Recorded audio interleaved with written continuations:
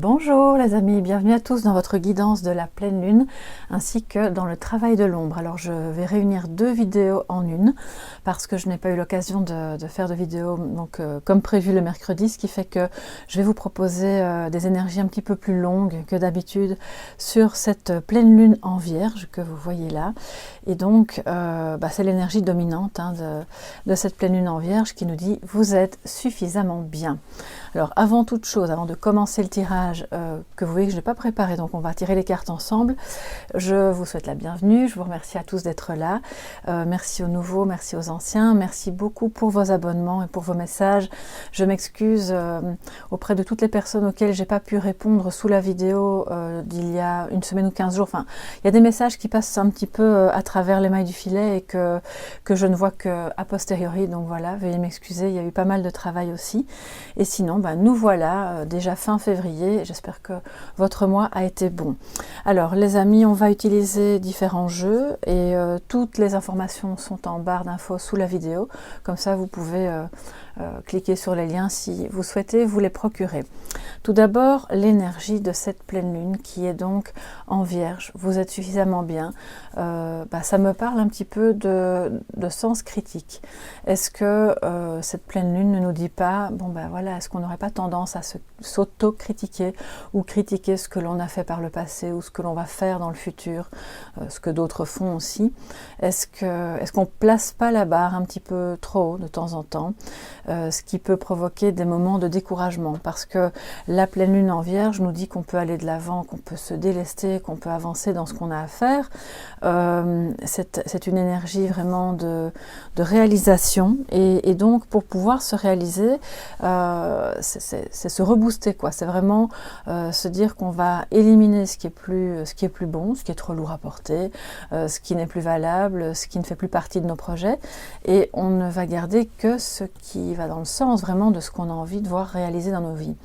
Donc quelque part la critique ou l'autocritique, ça fait partie de ce qu'on peut peut-être laisser de côté pour pouvoir avancer plus légèrement et avec plus de motivation. Parce que trop de critiques, ça nous met dans une énergie de procrastination. Je ferai ça quand j'aurai telle ou telle compétence, ou non, je ne suis pas encore assez prête ou pas assez ceci ou cela pour pouvoir avancer. Finalement, demain, après-demain, et ça se transforme en le mois prochain, l'année prochaine. Donc, allez-y, laissez de côté ce qui vous freine, ce qui est trop critique, ce qui n'est pas dans le sens d'une bonne estime de soi. Je vais quand même aller dans le petit livret parce qu'il y a toujours des informations assez intéressante par rapport, donc c'est le livret de la lunologie, j'avais mis le petit signet justement à cette page là. Alors vous êtes suffisamment bien, je vais directement aller dans l'enseignement, comme ça on aura un petit message supplémentaire. La pleine lune en Vierge est une période pour débarrasser votre vie, votre maison, votre bureau. Il est temps de trier ce qui est bon pour vous, de ce qui ne vous sert pas, de purifier également vos énergies, celles de bain, méditation, etc. et de vous enraciner davantage en marchant pieds nus. Alors si c'est vrai qu'on est en plein hiver, donc marcher pieds nus à l'intérieur, oui.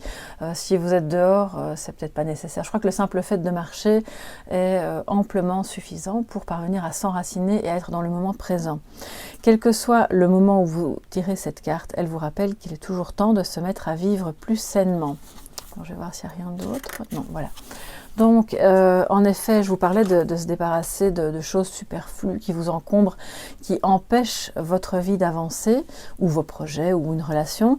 Mais c'est aussi le moment de nettoyer, de vous purifier, de ranger. Alors, il n'y a pas de bon moment vraiment, on peut faire ça à n'importe quel moment, mais là, c'est d'autant plus, je pense, au moment de cette pleine lune, intéressant de le faire, qu'on se rapproche petit à petit du printemps, qui aura quand même lieu dans un mois. Alors, on va maintenant prendre une autre carte du jeu de la lunologie, et voir...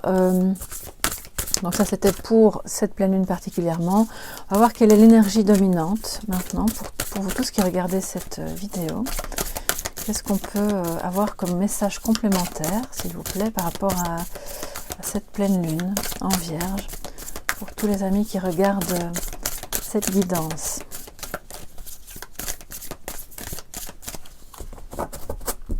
Ok.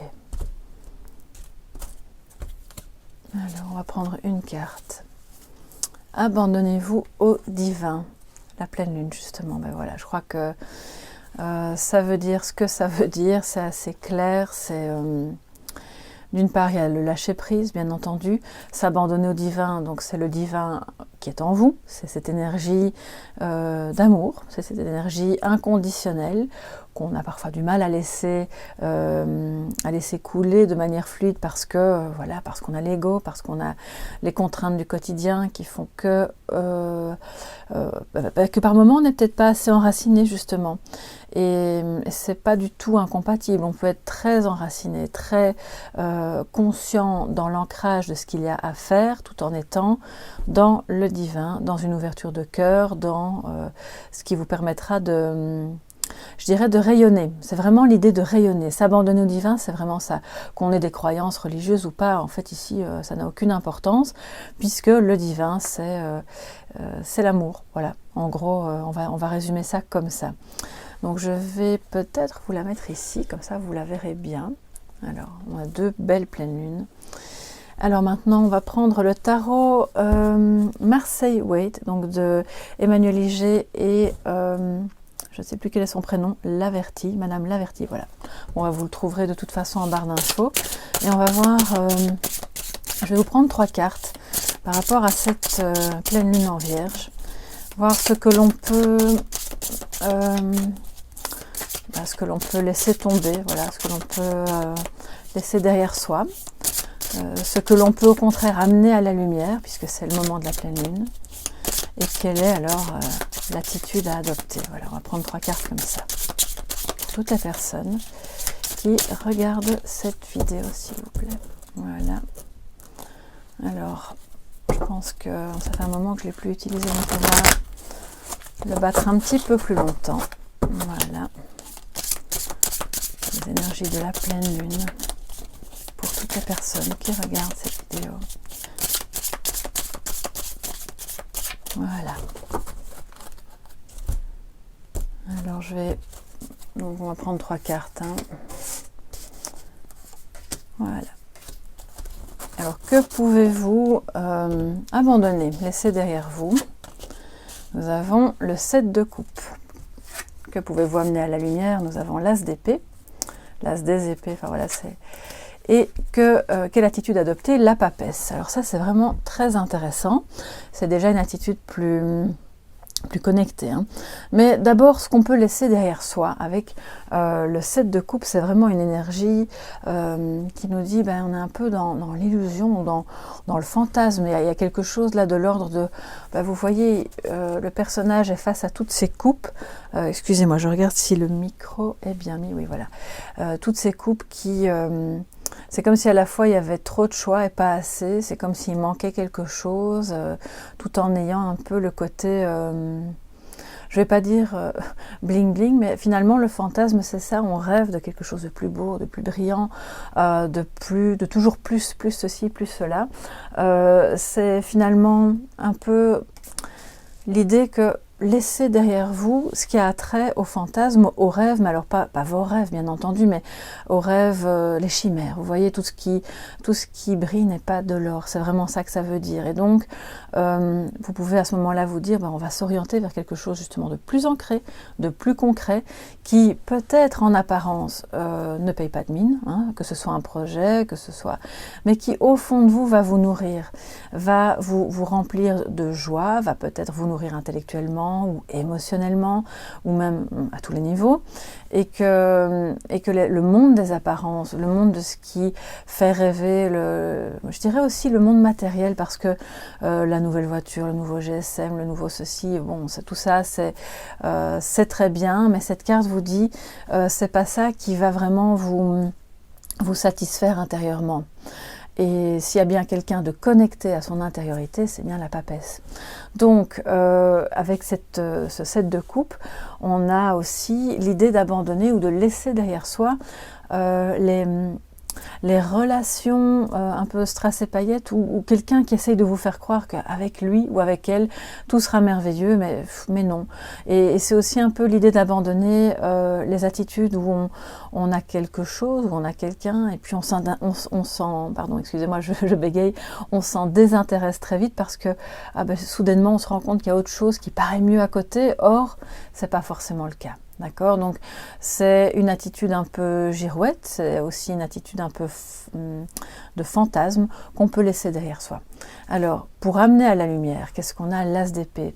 L'as d'épée, c'est vraiment, c'est super parce que là, on est peut-être plus dans le domaine intellectuel ou du mental, voilà, de la prise de décision. C'est quelque chose qui nous dit que vous pouvez faire remonter à la lumière votre faculté à analyser, à prendre des décisions, à trancher, que ce soit en faveur d'un projet, dans le cadre d'une relation, de vos émotions, que ce soit pour des apprentissages, peu importe le domaine finalement, ça peut être au travail comme à la maison, il y a là une nécessité peut-être maintenant d'analyser les choses, de trancher, de décider, je vais aller de ce côté-là, je vais mettre telle et telle chose en place parce que objectivement c'est ce qui compte. Et vous voyez qu'on passe du monde un peu fantasmagorique à quelque chose de beaucoup plus objectif. L'as d'épée, comme tous les as, c'est le début, c'est le commencement. Et là, on commence quelque chose en prenant une décision, en tranchant, en se disant ça c'est plus bon pour moi, ou ce n'est plus bon pour ma famille ou pour ce projet. Et en revanche, à côté, il y a peut-être quelque chose d'autre, d'un petit peu mystérieux, d'un peu plus caché, d'un peu plus subtil peut-être, qui ne brille pas, mais qui est très intéressant et qui va peut-être pouvoir m'aider. C'est un peu l'idée de ce qui apparaît là. Sachant que l'as d'épée, comme il est dans...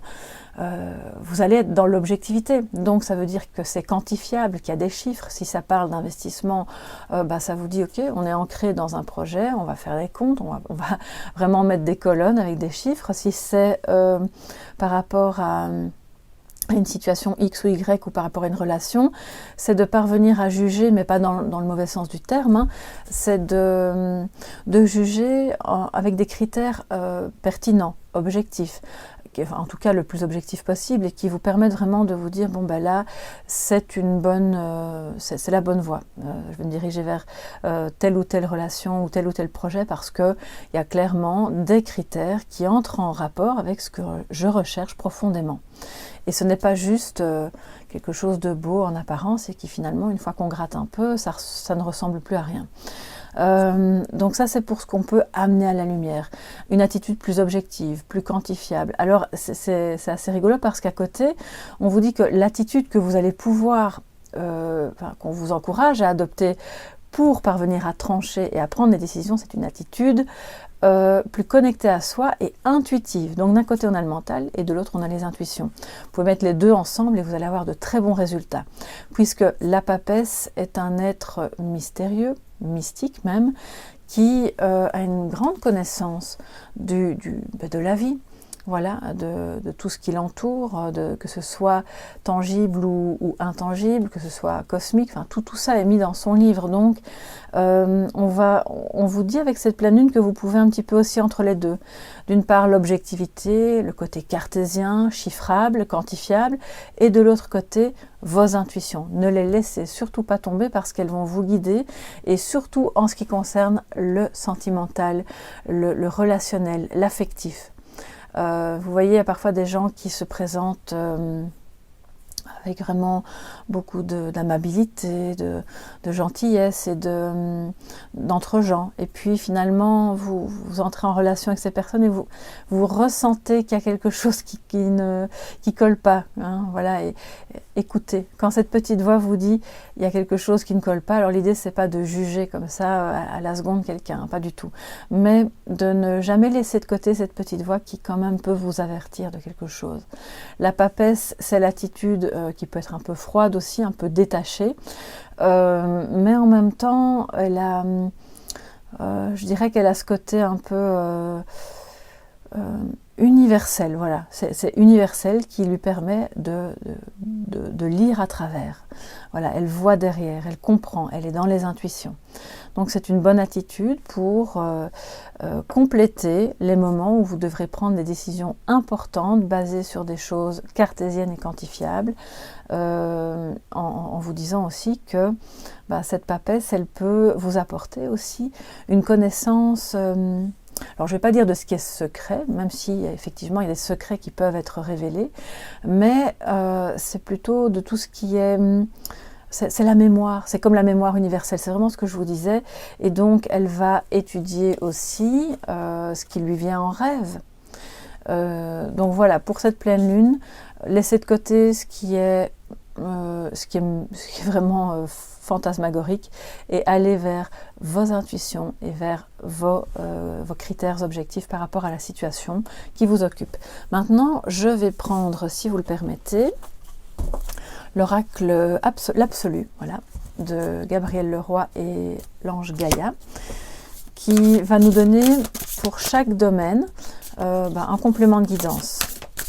Alors j'ai oublié de vous dire, mais si vous souhaitez aller directement à la guidance, au travail de l'ombre, vous avancez la vidéo à la deuxième partie. Oups, d'accord, donc là on a une première carte. Transition. Alors pour l'as d'épée, qu'est-ce qu'on aura comme complément de guidance? Les cartes sont très grandes. Alors, donc les cartes qui sautent, vous savez maintenant, vous me connaissez. Je les prends d'office. La passion et la beauté. Bien. Alors ce que vous pouvez laisser de côté donc avec ce set de coupe parle de votre évolution justement. C'est comme si vous deviez abandonner tout ce qui freine votre évolution, parce que finalement l'incertitude c'est ça, vous vous retrouvez devant toutes ces coupes, tout a l'air beau, en même temps on cherche quand même encore autre chose qu'on n'a pas et qui brille plus, ça vous laisse dans une espèce d'incertitude qui est pas très productive, qui n'est pas bonne pour votre vie intérieure non plus, parce que quand ça sème le doute, on reste trop longtemps bloqué dans des réflexions qui sont stériles, quoi. Hein. Donc pour pouvoir évoluer, si vous êtes dans une transition professionnelle ou dans votre vie privée parce que vous venez de quitter quelqu'un ou quelqu'un vous a quitté, vous allez vers autre chose tout simplement, eh bien ne vous attardez pas trop devant toutes ces coupes, devant tous ces choix, et reconnectez-vous à ce dont vous avez besoin. C'est vraiment ça que ça dit.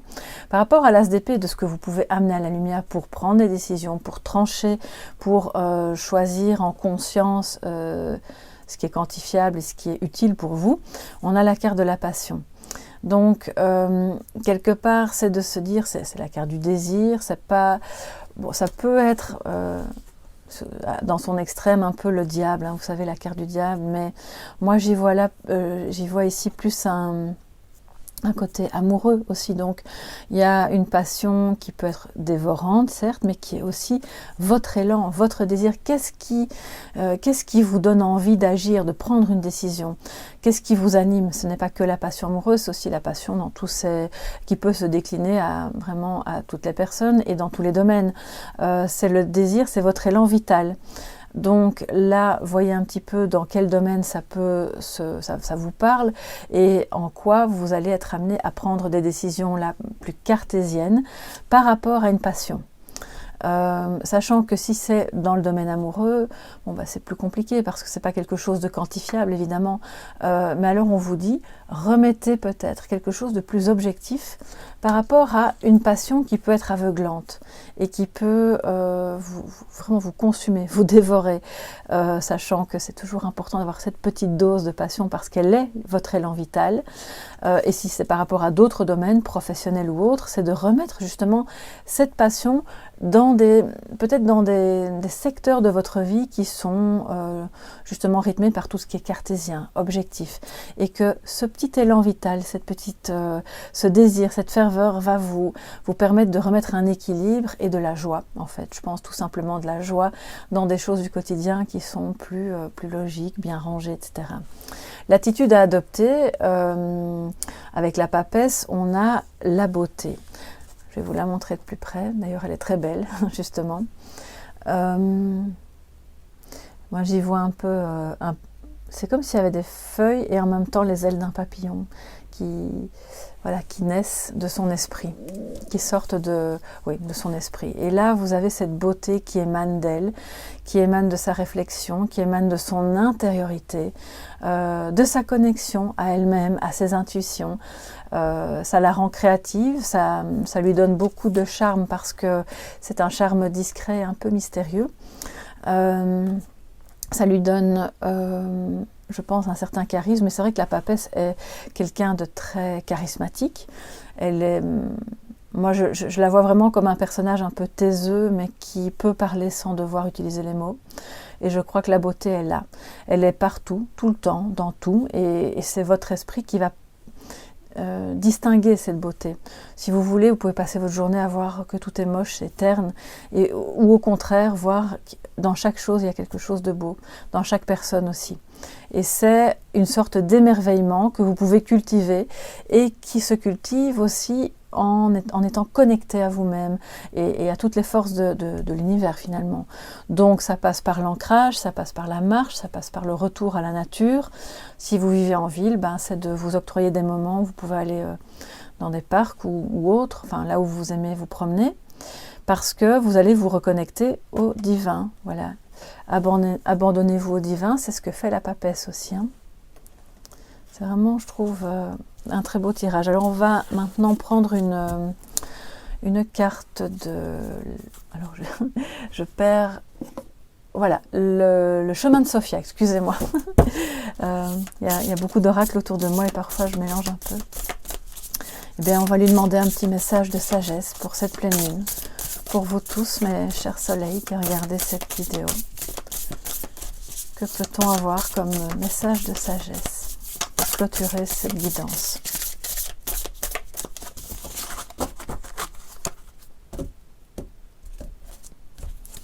Alors, voilà. Le recommencement. Je tourne en rond pour avancer. C'est vraiment... alors on dirait qu'il y a des lunes, c'est rigolo. Je pense que cette carte nous dit vraiment qu'on fonctionne par cycle. Non seulement des cycles lunaires, mais aussi des cycles de vie plus longs. Que quand on rate quelque chose, on ne doit pas abandonner. On peut recommencer. Que vous pouvez, effectivement... Bon, la vie est faite de cycles, donc tout est rond. Quelque part dans l'univers, tout est rond. Que ce soit les planètes, les astres, quels qu'ils soient, les plus belles choses construites, fabriquées par la nature sont rondes. Et l'idée de tourner en rond, c'est pas vain, c'est pas quelque chose, ce n'est pas une perte de temps, c'est le moment de la réflexion, du retour à soi, de quelque chose qui va vous permettre de reprendre un nouveau départ, de relancer la passion, après un moment de réflexion, de pouvoir prendre des décisions, de trancher objectivement, tout en étant reconnecté à cette magie de l'univers où justement tout est rond, tout est en cycle. Vous pouvez détecter dans votre vie, dans vos vies, à chacun d'entre vous qui regardez cette vidéo, quels ont été les cycles dominants de vos vies. À quel moment ça commençait, quel était le moment d'impulsion, parce qu'on a ici le moment d'impulsion avec la carte de la passion, puis le moment où les choses sont en train de s'étioler, de se terminer. C'est pas négatif, c'est juste la fin de quelque chose et le début d'autre chose. Et là, je pense que vous y êtes. Vous êtes en train de terminer pour recommencer. Ailleurs, peut-être, en déménageant ou autrement, avec quelqu'un d'autre, ou au travail, dans une autre fonction, un autre job, ou peu importe. Il y a là quelque chose qui recommence et qui sera probablement plus intéressant, plus fertile, plus passionnant, pourquoi pas, je l'espère, en tout cas je vous le souhaite. Voilà, ici se termine donc la guidance de pleine lune et puis on va tout de suite passer au travail de l'ombre. Donc je vous donne rendez-vous tout de suite sur la table de guidance avec le tarot Millennium pour pouvoir, on verra quelle carte s'offre à nous en cette pleine lune en Vierge. À tout de suite. Bienvenue à tous dans ce nouvel épisode du travail de l'ombre, des ombres. Alors, pour celles et ceux qui le suivent depuis le début, on a déjà passé quand même quelques arcanes. On évolue toujours sur cette route des arcanes majeurs qui nous aident à mettre à la lumière nos parts d'ombre, puisque c'est le moment de la pleine lune que je choisis chaque mois pour pouvoir avancer un petit peu avec vous dans ce travail. Alors j'aime pas trop le mot travail, donc on va dire dans cette aventure plutôt, puisque je pense que ça peut prendre toute une vie. C'est quelque chose que vous pouvez faire vraiment à votre aise, dans un ordre ou dans un autre, à quelques moments que ce soit. C'est pas obligatoirement nécessaire de le faire à la pleine lune, hein, mais moi je vous propose ça maintenant parce que les énergies sont plus fortes.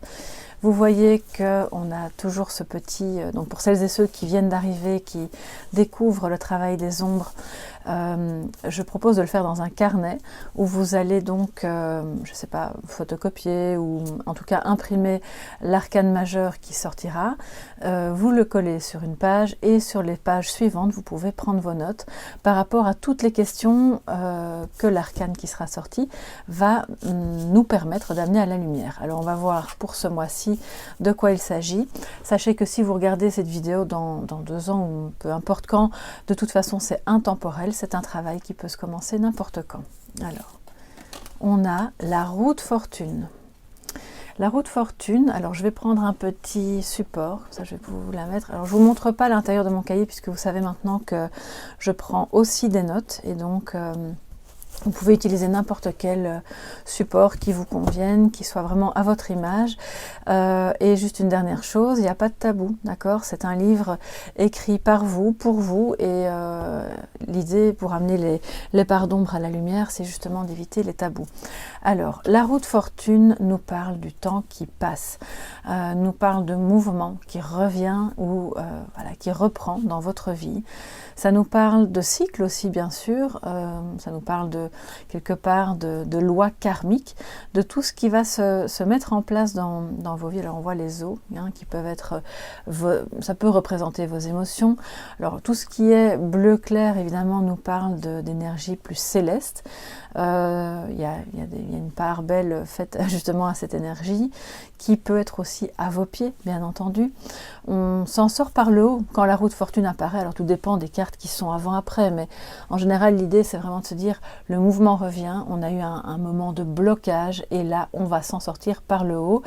C'est une carte qui parle d'abondance.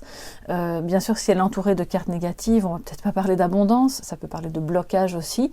Et donc puisqu'on est dans un travail de l'ombre, évidemment cette carte vient interroger votre capacité à bouger, à mettre du mouvement dans votre esprit d'abord, mais aussi dans vos projets, dans votre vie en général. Est-ce que vous craignez le changement? Est-ce que... Donc, je vous donne toutes les questions qui me viennent là, évidemment, quand je vois la carte par rapport à ce qui peut être problématique dans notre manière de voir les choses. Cette carte, quand elle apparaît dans le côté ombre, vient nous demander, bon, ben, est-ce qu'il n'y a pas un blocage de n'importe quel ordre, hein, qu'il soit psychologique, financier, amoureux, relationnel, professionnel? Est-ce que c'est quelque chose que j'ai du mal à voir ou est-ce qu'au contraire, bon, bah, je me rends bien compte qu'on est bloqué, mais je ne sais pas comment faire pour remettre du mouvement?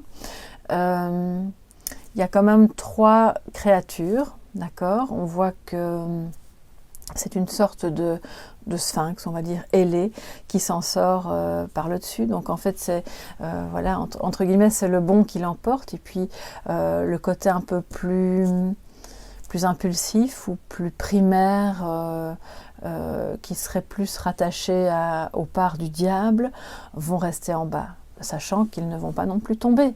Donc attention, c'est un mouvement qui peut les faire revenir.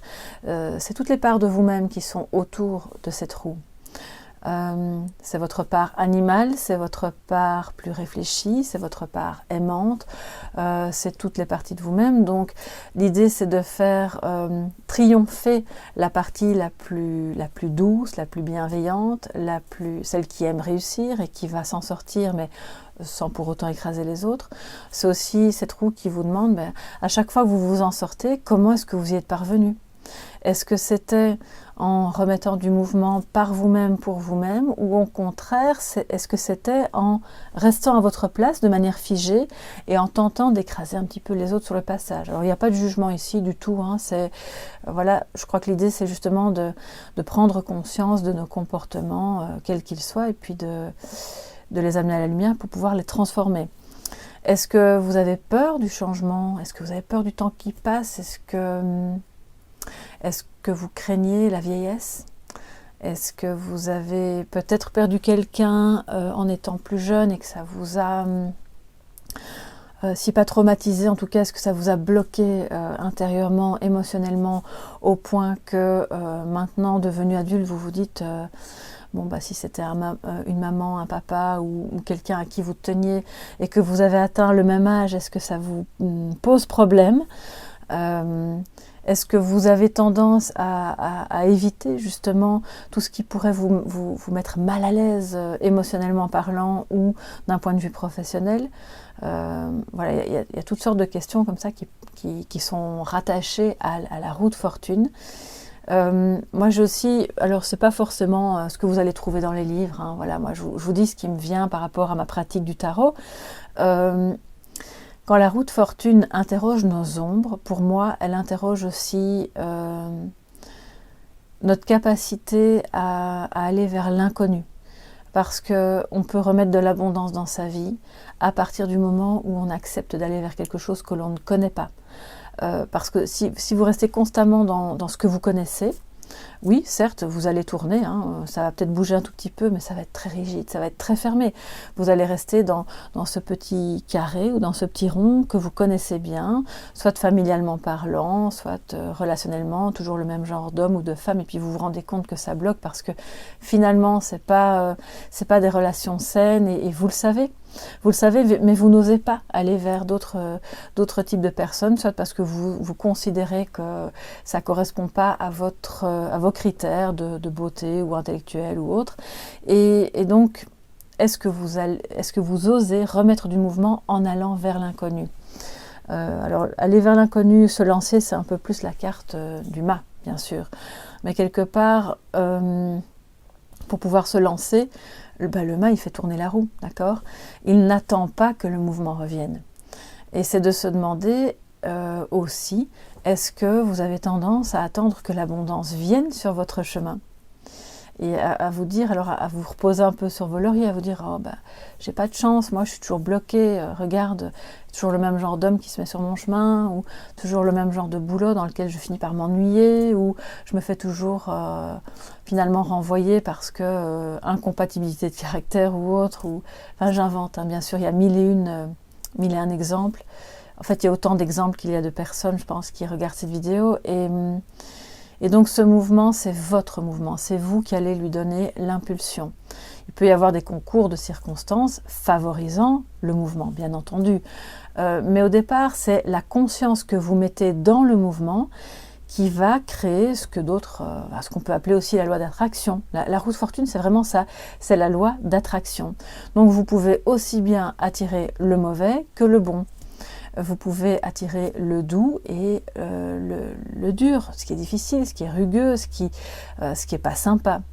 Parce que vous vibrez d'une telle manière que, quelque part, si vous n'avez pas du tout confiance en vous ou en l'autre, vous êtes sur une fréquence vibratoire qui est j'attire à moi quelque chose qui est mauvais, personne qui va me faire des coups bas, qui va, dès que j'aurai le dos tourné, faire des choses qui vont justement casser l'harmonie, casser le mouvement, qui vont me mettre à plat énergétiquement ou financièrement ou amoureusement, et je vais me sentir bloquée. Donc, je ne suis pas en train de dire que tout ce qui vous arrive est de votre faute, loin de là, mais la roue de fortune interroge notre responsabilité par rapport à ce que l'on souhaite vivre. Voilà, c'est vraiment ça. Qu'est-ce que je peux vous dire d'autre? La roue de fortune aussi, elle nous parle de la foi que l'on a en l'avenir. C'est-à-dire que vous pouvez, et on a tous, et alors 2020 a été, je pense, un exemple magnifique, si je peux, façon de parler, hein, bien sûr, de se dire, ok, c'est une sale année, c'est pas bon, ni économiquement, ni d'un point de vue sanitaire, ni d'un point de vue professionnel. Beaucoup de gens ont perdu leur travail ou ont été malmenés, ont dû se retrouver à travailler chez eux, ça les arrangeait pas, ou peu importe les circonstances.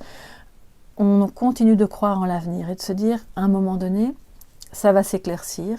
Moi, je sais qu'à mon niveau, je peux faire ça, ça, ça ou ça, pour quand même faire un mouvement.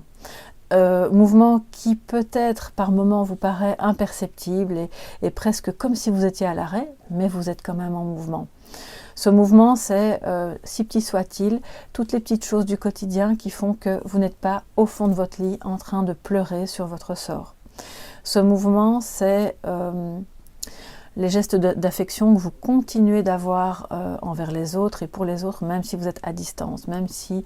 alors, bon, si vous regardez cette vidéo dans plusieurs mois ou plusieurs années, les circonstances auront changé et j'y crois fermement. Mais si vous regardez cette vidéo-là maintenant, le Covid, etc., donc vous êtes peut-être bloqué dans l'impossibilité de voir telle ou telle personne et vous prenez ça comme un coup du sort. Or, vous, à votre échelle, vous pouvez faire des petites choses qui vont quand même continuer de mettre du mouvement, une dynamique entre vous et les gens que vous aimez, entre vous et les personnes de votre travail ou de votre entourage. Et donc c'est, entre guillemets, un petit peu, vous voyez, une manivelle. J'espère que vous la voyez bien, je vais vous la montrer un peu plus près. Et on ne voit personne tenir cette manivelle parce que quelque part, c'est le destin. C'est comme ça que c'est présenté. Mais au fond, il a lui au-dessus, le sphinx, il a quand même l'épée. L'épée pour trancher, pour décider. Et c'est en décidant, c'est en tranchant, c'est en analysant les objectifs, les critères, etc. que vous, justement, puisqu'on parle de pleine lune, on a des objectifs, on peut laisser passer certaines choses et avoir d'autres objectifs en tête que vous allez ensuite déployer au moment de la nouvelle lune. Mais c'est de décider, je n'ai plus envie d'être bloqué, je vais donc faire telle ou telle chose pour pouvoir me débloquer. Est-ce que vous êtes passif? En gros, c'est la question. La roue de fortune peut vous poser cette question-là. Est-ce que dans les circonstances de votre vie actuelle ou de votre vie passée, est-ce que vous avez été capable de distinguer, enfin je ne vais pas dire distinguer, de faire le tri entre ce qui était bon et mauvais? Parce qu'on va dire le mauvais, enfin c'est un peu manichéen et c'est pas comme ça que je veux vous le présenter parce que voilà, la sagesse dit que le monde d'en bas est égal au monde d'en bas, monde d'en haut, c'est la même chose, c'est comme un miroir. Mais quelque part, ça parle aussi, le monde d'en bas, on peut l'interpréter comme le bas astral ou nos émotions primaires, tout ce qui est moins bon, tout ce qui nous fait agir de manière impulsive et vous savez, les choses qu'on peut dire et qu'on regrette. Puis le monde d'en haut, c'est le monde un peu plus réfléchi, tempéré, tolérant, aimant, ouvert. Voilà, donc ça c'est en grand, vraiment dans les largeurs, en résumé. Mais on a besoin des deux pour mettre du mouvement. Et si vous êtes trop perché dans les trucs un peu trop spirituels tout le temps, vous n'avez plus de connexion avec ce monde d'en bas qui n'est pas mauvais pour autant, dont on a besoin pour être ancré, pour pouvoir avancer dans des choses concrètes et matérielles. Ce qui est matériel n'est pas mauvais en soi. Mais si vous êtes trop dans le monde matériel, c'est le même problème. Vous allez aussi être bloqué parce que vous n'aurez plus aucune connexion à quelque part à ce divin. Vous voyez, ce divin qui est en vous, qui est en nous, qui est en tout, voilà, partout, tout le temps. Et il y a beaucoup de bleu ciel parce que c'est ce divin qui traverse le temps, qui traverse vos vies, qui traverse les cycles de votre vie. Alors est-ce que vous croyez au divin? Oui ou non? Cette carte l'interroge aussi.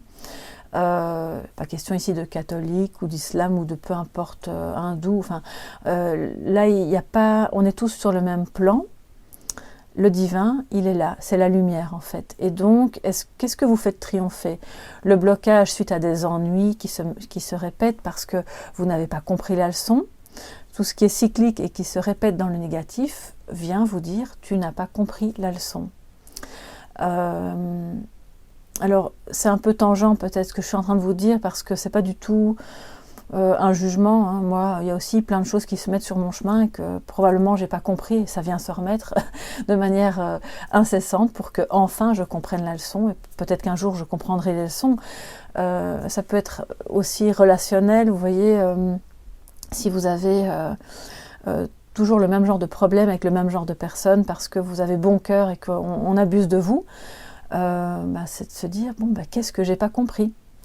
Et sans juger, sans se dire oh mais je suis bête et j'aurais dû comprendre que mais non c'est pas ça, c'est juste il y a une blessure en dessous Voilà, il y a une blessure et vous, quand vous êtes face à ce type de personne, vous êtes tout de suite bloqué en réalité parce que voilà, la roue s'arrête de tourner. Vous êtes figé dans cette blessure qui vous dit ouvre ton cœur, aide cette personne, donne-lui ton amour, parce qu'alors tu vas te sentir exister, tu vas vivre et tu vas te sentir... Et au fond, quelques mois plus tard ou quelques années plus tard, vous vous rendez compte que cette personne vous a vampirisé, vous a pompé, dans tous les sens du terme, hein, ça peut être aussi financièrement. Et donc ça, c'est un exemple. Ça peut être aussi en termes d'apprentissage, si vous avez beaucoup de blocages au niveau scolaire, est-ce que c'était justement pas de nouveau des cycles pour vous faire prendre conscience que vous manquiez de confiance en vous et que l'échec, entre guillemets, qui en réalité n'en est pas un, venait se mettre sur votre chemin pour vous dire « il faut que tu travailles ta confiance en toi ».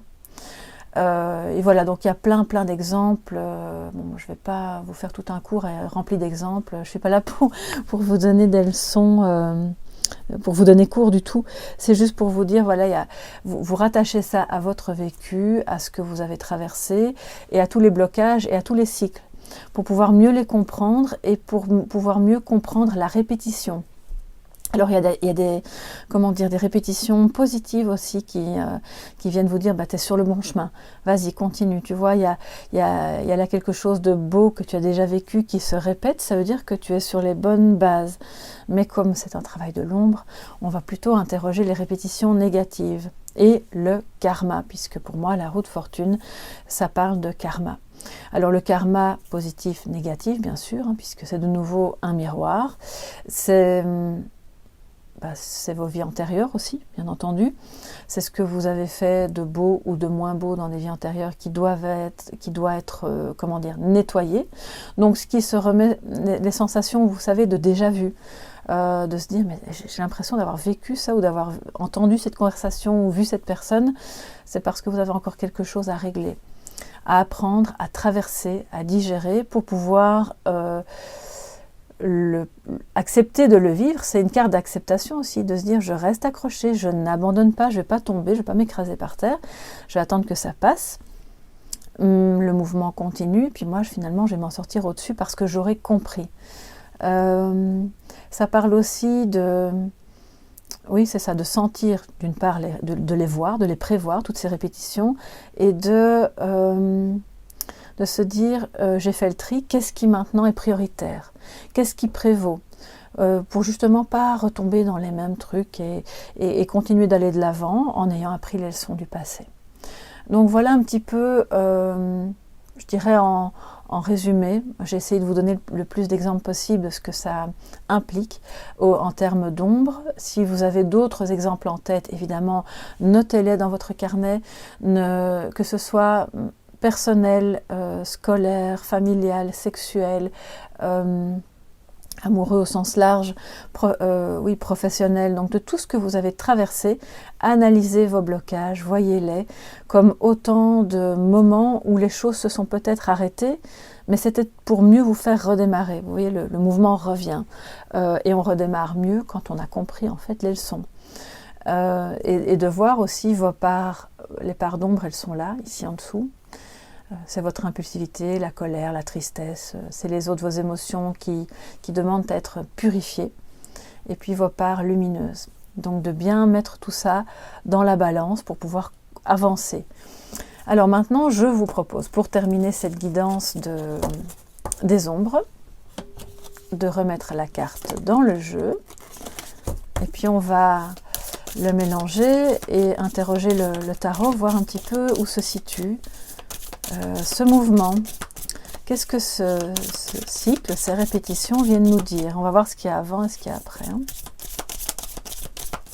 Pour toutes les personnes qui regardent cette guidance, peu importe le moment. Et je vais retrouver notre amie la roue de fortune. Voir où elle se trouve. Alors, elle est loin. Si jamais... Ah voilà, elle est là. Alors, donc avant, j'ai l'arcane sans nom. Après, donc au milieu, j'ai la roue de fortune. Et après, j'ai l'étoile. Magnifique. Bien. Alors, je vais vous les mettre comme ceci. Alors, il y a eu un blocage suite à un deuil. Vous avez vécu la fin de quelque chose, le décès de quelqu'un, la perte d'une situation ou de quelqu'un de manière assez douloureuse. C'est un deuil ou c'est une souffrance en tout cas qui s'est étendue dans le temps et qui vous a bloqué à différents niveaux, pas que émotionnel. C'est une transformation qui a été lente et qui est peut-être toujours en cours et qui demande de la patience, qui vous demande d'avoir la foi dans cet avenir parce que nous avons l'étoile après qui vous dit que les belles choses sont devant vous. Tout ce qui est à venir va être rempli d'espoir. Il faut que vous puissiez cultiver cet espoir pour justement laisser derrière vous, parce qu'il fait le tri, il va élaguer, d'accord, ce qui n'est plus bon, ce qui vous rend triste, ce qui vous rend colérique aussi, pourquoi pas, toutes ces émotions négatives, quelles qu'elles soient, qui vous dévalorisent, vous laissent en bas de cette roue de fortune, vous faisant croire que pour vous, la roue du destin s'est arrêtée. Mais non. Mais non, c'est une illusion, encore une fois. Et on vient vous dire avec ce tirage qu'il y a encore des choses à nettoyer, à élaguer, soit par rapport au décès de quelqu'un, par rapport à une rupture, par rapport à un abandon, par rapport à une perte financière ou une perte quelle qu'elle soit. Et de, une bonne fois pour toutes, tourner la page. Et de se dire, bon, bah, c'est derrière moi, c'est fait, je l'ai vécu, et c'était quelque chose de bon pour que je puisse avancer, pour mon apprentissage. Alors, je ne vous dis pas que perdre quelqu'un, c'est bon en soi, et bien sûr, c'est une souffrance énorme, mais quelque part de cette souffrance, ce qui est bon là-dedans, et ce qui est beau, parce qu'on a le beau qui arrive, c'est que ça vous donne un outil inestimable que d'autres qui n'ont pas perdu quelqu'un n'ont pas encore. C'est celui d'avoir vécu cette souffrance et d'avoir cette ouverture de cœur. Et quand on est dans l'ouverture de cœur, le mouvement revient. Vous êtes bloqué, la roue de fortune est bloquée quand votre chakra du cœur est fermé, quand votre chakra coronal aussi est fermé, enfin, quand tout ce qui vous mène à votre cœur et votre intuition est fermé, vous pouvez vivre des blocages. Et donc, votre roue de fortune, elle se remet en route, l'abondance revient et l'espoir renaît quand vous avez terminé de nettoyer vos blessures, vos chagrins, vos deuils. Bien sûr, s'il s'agit du deuil d'une mort brutale, un enfant ou même un conjoint, mais je ne pense pas qu'on puisse réellement nettoyer et se défaire de ce chagrin complètement. L'idée, c'est pas ça. L'idée, c'est de se dire, je l'ai en moi, je vis avec et j'avance avec. J'avance avec parce que c'est mon étoile et je suis bien guidée. Et maintenant, tous les projets que je vais mettre en route vont pouvoir voir le jour, parce qu'il y a la créativité aussi, beaucoup de créativité en vous. Donc vous allez trouver des solutions, quoi qu'il arrive, vous trouverez une solution à vos blocages, pour autant que vous laissiez derrière vous le chagrin, la colère, le ressentiment par rapport à ce que vous avez perdu. Voilà ce que ça nous dit par rapport à ce tirage sur la roue de fortune. N'hésitez pas à me mettre en commentaire ce qu'il en est pour vous, si vous souhaitez le faire. Et si vous préférez le faire en privé, vous pouvez m'écrire à soleillevent@yahoo.com. Idem s'il s'agit d'une guidance privée, bien sûr, si vous souhaitez un tirage ombre et lumière. Et si vous avez aimé, bien sûr, merci de tout cœur de mettre un petit pouce bleu, vraiment ça m'encourage beaucoup. D'ici à la prochaine guidance, prenez bien soin de vous, remplissez bien votre petit carnet des ombres et puis je vous dis à très bientôt. Bye bye.